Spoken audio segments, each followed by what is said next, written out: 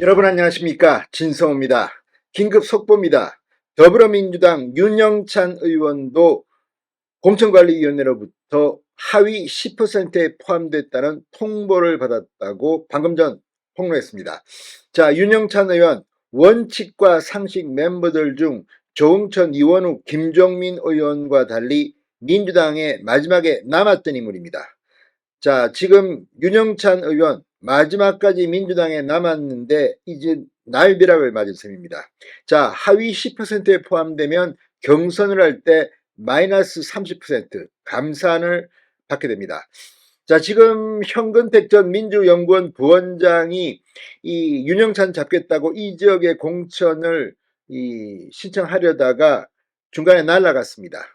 그런데 문제는 이 윤영찬 의원 지역구에 이 성희롱 의혹으로 현근택 변호사가 포기한 뒤 비례대표 이수진 의원이 공천을 신청했습니다. 그런데 그 비례대표 이수진 의원도 지금 이 라임 불법 정치자금 수수 의혹으로 재판을 받고 있어서 날아갈지도 모릅니다.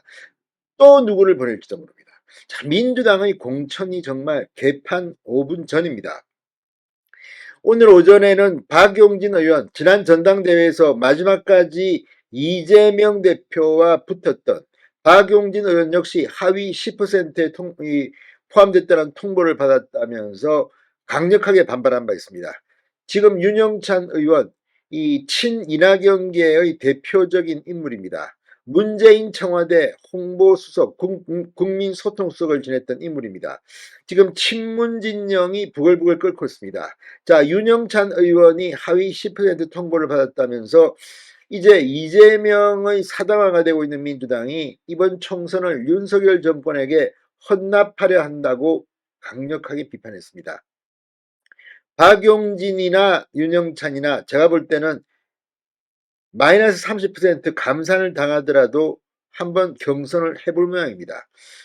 지금 박용진 의원에게는 정봉주 전 의원이 대결 신청을 한 상태고, 지금 윤영찬 의원 같은 경우는 이수진 비례대표 의원이 날아가더라도 또 누가 올 겁니다. 자, 어쨌든 이들은 마이너스 30%를 해도 한번 해볼 만하다고 판단한 것 같긴 한데 과연 그렇게 될까요? 아무튼 정말 윤영찬 의원이 방금 전 밝힌 입장문을 보면 이번 총선 민주당은 그야말로 폭망할 것 같습니다. 심지어 이 최재성 전 수석은 이렇게 가면 민주당의 현역 의원들이 국민의힘으로 갈 수도 있겠다, 이런 경고까지 하고 있습니다. 그러나 이재명 대표는 지금 아니 의석 몇 석 잃더라도 말이야, 나와 라이벌이 될 만한 사람들 임종석 다 쳐버려, 이런 게 아닌가 싶을 정도로 지금 친문진영은 부글부글 끓고 있습니다. 자신의 정치적 경쟁자, 잠재적 이 전당대회 후보 다 공천을 주지 않겠다는 건지, 아무튼 민주당이 지금 이재명을 향한 분노가 폭발하고 있습니다. 자, 이렇게 한다면 이번 총선은 정말 국민의힘이 압승할지도 모르겠습니다. 그러나 끝까지 단단하게 준비해야 될 것 같습니다. 진성호의 융단 폭격 시작합니다. 더불어민주당을 융단 폭격합니다. 방송에 앞서 아직 진성호 방송에 구독자가 아니신 분은 붉은색 구독 버튼 눌러주십시오. 더 좋은 방송으로 보답하겠습니다. 자, 원칙과 상식 멤버 중 유일하게 탈당을 하지 않은 윤영찬 의원. 그런데 그 벌을 받는 걸까요? 아무튼 방금 전 입장문을 밝혔습니다. 기자회견을 열고 이 윤영찬 의원은 어제 임혁백 공관위원장으로부터 하위 10% 통보를 받았다, 민주당을 지금 완전히 망치하냐고 지금 강도 높은 비판을 하기 시작했습니다. 자, 2022년 3월 대선 때는 제 지역구인 성남 중원이 호남을 제외하고 전국 최고의 이재명 후보 득표율을 기록했다. 합의 10% 통보를 받게 되었지만 이 사실을 밝히는데 전혀 주저함이 없다. 저 스스로를 의심하지 않는다. 부끄럽지도 않다. 하위 통보를 받은 지금 저희 마음은 오히려 후련하고 당당하다. 1년여 전에 저 윤영찬을 잡겠다며 친명을 자처하는 현근택 변호사가 죽은 거였다. 현 변호사는 거리에서 수박을 먹으며 저와 지역당원들을 조롱했다.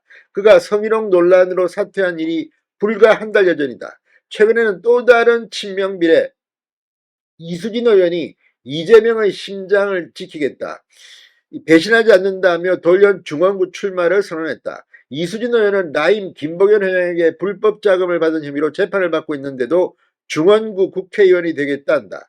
자신을 낙마시키기 위한 친명의 집요한 공세를 열거했습니다.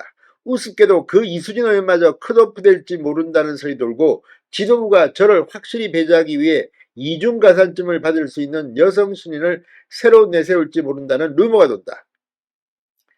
자, 지금 이 윤영찬은 완전히 폭발하고 있습니다. 지도부 핵심 관계자 발로 돈다면서 윤영찬 의원을 물리칠 3번 타자를 물색 중이라 이렇게 주장했습니다. 그러면서 참 지독하고 잔인하다.